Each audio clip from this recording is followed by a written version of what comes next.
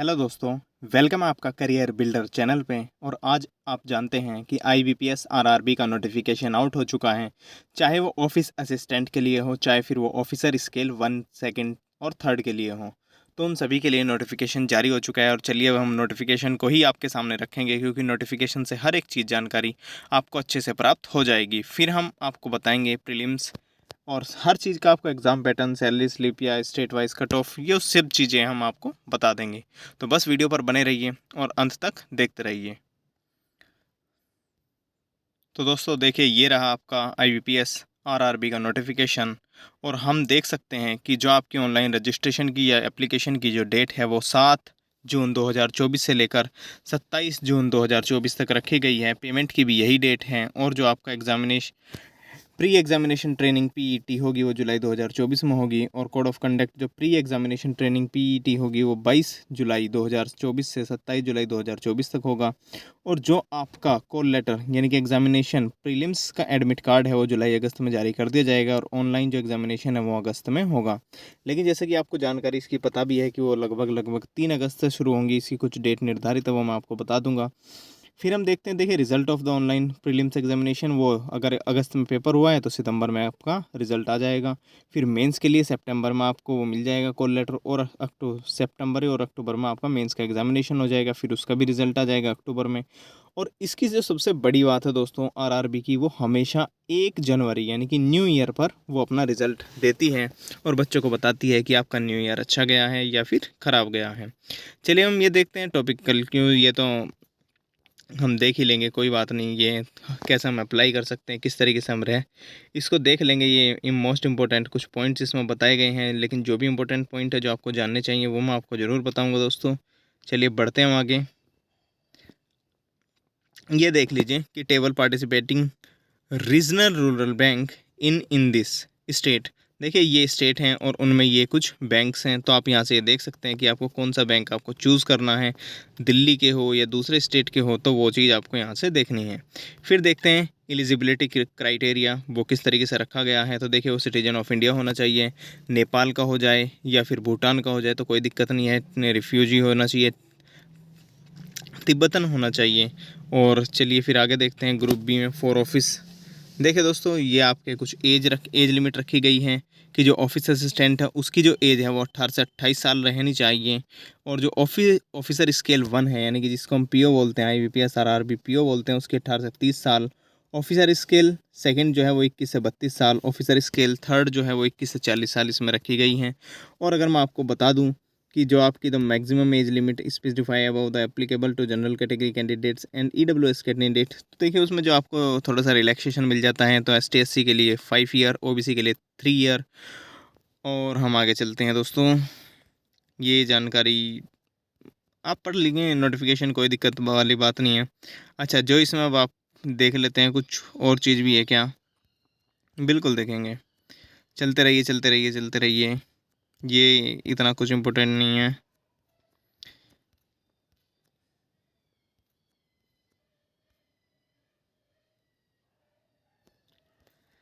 ये उनके लिए है जो डिसेबल पर्सन हैं। लेकिन चलिए हम आगे देखते हैं इकोनॉमिकल वीकर सेक्शन ईडब्ल्यूएस। अच्छा, ईडब्ल्यूएस के लिए भी ये कुछ रखी गई हैं।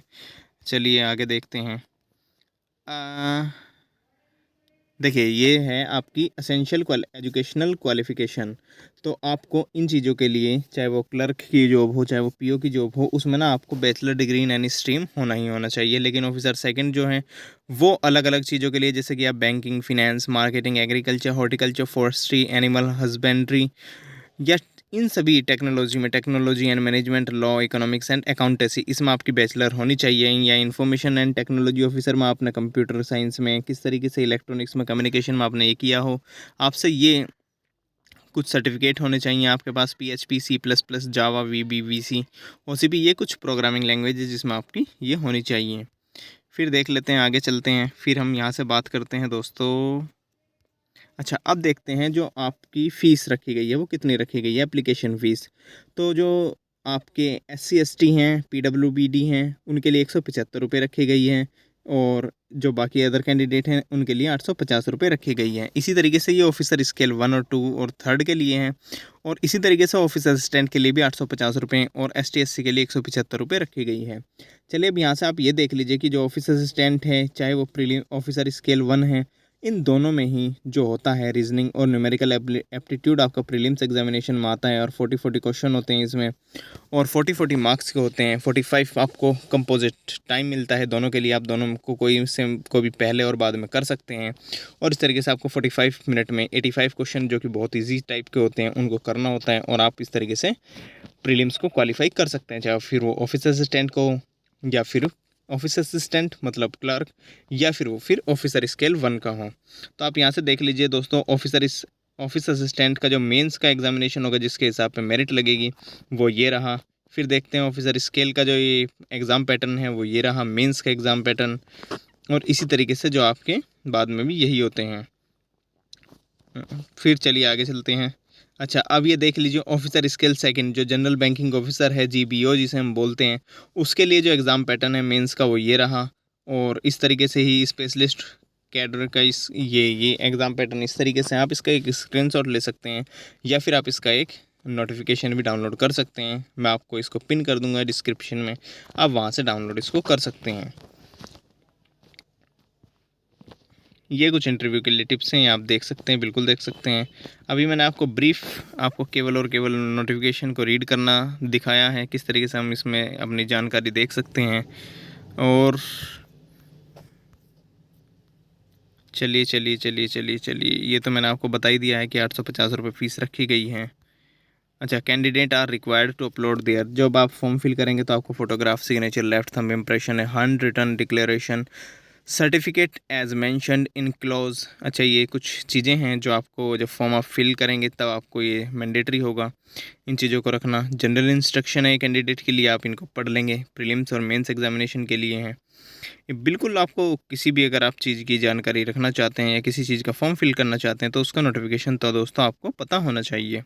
उसको रीड कीजिए, आपकी क्या पता आपकी कोई जानकारी आपको मिल जाए। देखिए, ये कुछ वैकेंसीज़ हैं ऑफिस असिस्टेंट मल्टीपर्पज़ के लिए। ये कुछ आपकी जो वैकेंसीज़ हैं वो रखी गई हैं, इनको देख लेंगे आप।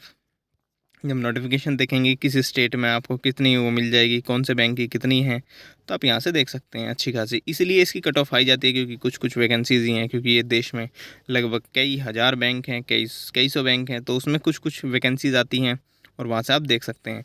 अच्छा, अब ये देख लीजिए प्रीलिम्स और मेंस एग्जामिनेशन सेंटर आप कहाँ के हो सकते हैं। जैसे आंध्र प्रदेश को लेकर मैं आपको बता देता हूँ कि आंध्र प्रदेश का है तो अनंतपुर, गुंटूर, विजयवाड़ा, काकीनाडा, कडप्पा, कर्नूल, निलोर, ओंगले, ये इन जगह आप प्रीलिम्स का एग्जामिनेशन दे सकते हैं।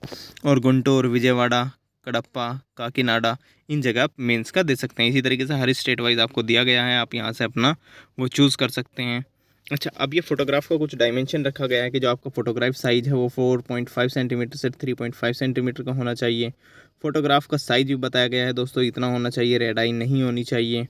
और हर एक चीज़ को आप यहाँ से नोटिफिकेशन में देख सकते हैं। फिर आप डोंट इस स्मॉल साइज़ फ़ोटोग्राफ नहीं होगा।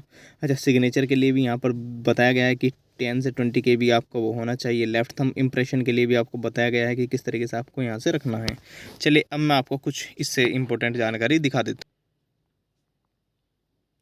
ये देखिए दोस्तों, जो IBPS का टेंटेटिव कैलेंडर था उसके अकॉर्डिंग जो आपका ऑफिस असिस्टेंट और ऑफिसर स्केल 1 सभी चीज़ों के लिए IBPS का था, मैंने इसमें सारी चीज़ को इंक्लूड कर दिया था कि आप देख सकें। ये आपका जो ऑफिस असिस्टेंट की जो आपका एग्जामिनेशन है वो 3 अगस्त, 4 अगस्त, 10 अगस्त, 17 अगस्त और 18 अगस्त को होगा। इसी तरीके से ऑफिसर स्केल 1 का भी तभी होगा। और जो इनके मेंस एग्जामिनेशन है वो 29 सितंबर और 6 अक्टूबर को होंगे। फिर देखिए, अगर मैं आपको बताता हूँ रीजनल रूरल बैंक के बारे में, तो देखिए इसमें 50% तो गवर्नमेंट ऑफ इंडिया होती है और 35% नेशनलाइज्ड स्पॉन्सर बैंक होते हैं, जैसे कि मान लीजिए स्टेट बैंक ऑफ इंडिया, और 15% इसमें स्टेट गवर्नमेंट की हिस्सेदारी होती है। ये जैसे कि मैंने आपको बताया है कि ये कुछ बैंक्स हैं आपके स्टेट में जहाँ आप जॉब ले सकते हैं अच्छी खासी, और उसी के अकॉर्डिंग आप यहाँ से देख सकते हैं। फिर हम आगे बढ़ते हैं, जब इनका तो आप स्क्रीनशॉट ले लेंगे। अच्छा, ये मैंने आपको बता ही दिया है। इसी तरीके से आपका प्रीलिम्स का एग्जामिनेशन होगा चाहे वो ऑफिसर स्केल 1 के लिए हो, चाहे फिर वो ऑफिस असिस्टेंट के लिए हो। लेकिन अगर मैं बात करता हूँ ऑफिस असिस्टेंट के लिए तो वो आपका इस तरीके से। अच्छा, ये देखें दोस्तों, ऑफिस असिस्टेंट क्लर्क की ये सैलरी स्लिप है, पीओ की नहीं ली मैंने, केवल क्लर्क की ले ली है।